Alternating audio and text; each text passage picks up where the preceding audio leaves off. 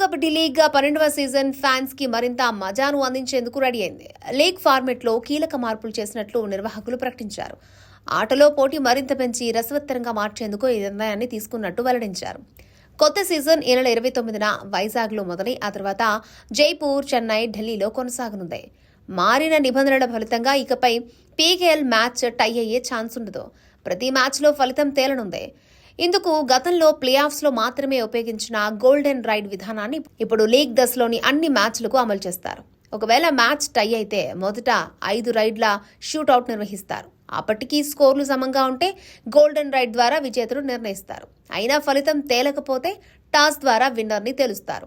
రాబోయే సీజన్లో మొత్తం 108 మ్యాచ్లు జరుగుతాయి. ప్రతి జట్టు మిగిలిన ప్రత్యర్థులతో 2 చొప్పున మొత్తం 18 మ్యాచ్లు ఆడుతుంది.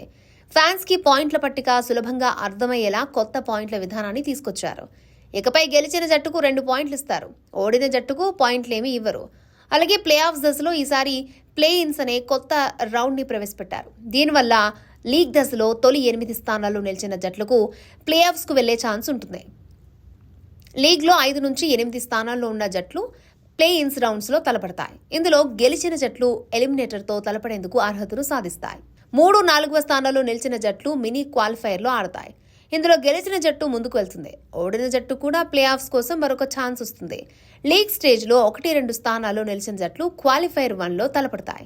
ఇందులో గెలిచిన జట్టు నేరుగా ఫైనల్కి చేరుకుంటుంది. ఓడిన జట్టుకు క్వాలిఫైర్ 2 ద్వారా ఫైనల్కి చేరే ఛాన్స్ ఉంటుంది. మొత్తంగా ఫైనల్కు ముందు ప్లే ఆఫ్స్లో 3 ఎలిమినేటర్స్, 2 క్వాలిఫైర్ మ్యాచ్లు ఉంటాయి.